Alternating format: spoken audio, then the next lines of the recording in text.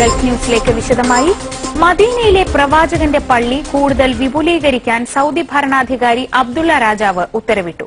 വിപുലീകരണ പ്രവർത്തനങ്ങൾ പൂർത്തിയായാൽ 16 ലക്ഷം പേർക്ക് പള്ളിയിൽ പ്രാർത്ഥിക്കാൻ കഴിയും. 16 ലക്ഷം വിശ്വാസികളെ ഉൾക്കൊള്ളും വിധം മദീനയിലെ മസ്ജിദ് നബവി എന്ന പ്രവാചകന്റെ പള്ളി വിപുലീകരിക്കണമെന്നാണ് അബ്ദുള്ള രാജാവ് നിർദ്ദേശിച്ചിരിക്കുന്നത്. 3 ഘട്ടങ്ങളായാണ് വിപുലീകരണ പ്രവർത്തനങ്ങൾ നടപ്പിലാക്കുകയെന്ന് ധനമന്ത്രി ഇബ്രാഹിം അൽ അസ്സാഫ് അറിയിച്ചു.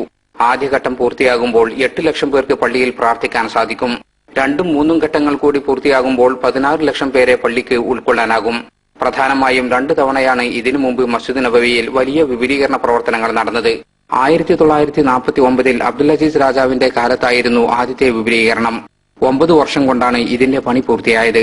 ഈ വിപുലീകരണത്തിൽ പള്ളിക്ക് 4 കൂറ്റൻ മിനാരങ്ങൾ പണിതു. 1984-ൽ ഫഹദ് രാജാവ് തുടങ്ങിവെച്ച രണ്ടാമത്തെ വിപുലീകരണ പ്രവർത്തനങ്ങൾ 10 വർഷം കൊണ്ടാണ് പൂർത്തിയായത്. അന്ന് 6 മിനാരങ്ങൾ കൂടി നിർമ്മിച്ചതോടെ മിനാരങ്ങളുടെ എണ്ണം 10ആയി. നിലവിൽ മസ്ജിദ് നബവിയുടെ 1ാമത്തെ നിലയുടെ ചുറ്റളവ് 98,500 സ്ക്വയർ മീറ്ററാണ്. 1,67,000 പേർക്ക് ഇവിടെ പ്രാർത്ഥിക്കാൻ സാധിക്കും. മുകളിൽ 67,000 സ്ക്വയർ മീറ്റർ സ്ഥലമാണുള്ളത്. ഇവിടെ 90,000 പേർക്ക് പ്രാർത്ഥിക്കാനുള്ള സൗകര്യമുണ്ട്. പള്ളിയുടെ മുറ്റം 2,35,000 സ്ക്വയർ മീറ്ററാണ്. 4,50,000 പേർക്ക് ഇവിടെ പ്രാർത്ഥിക്കാം. അതായത് പ്രവാചകന്റെ പള്ളിയുടെ നിലവിലുള്ള ആകെ ചുറ്റളവ് 4,500,000 സ്ക്വയർ മീറ്ററാണ്. 7,07,000 പേർക്ക് നിസ്കരിക്കാനുള്ള സൗകര്യമാണ് നിലവിൽ പള്ളിയിലുള്ളത്.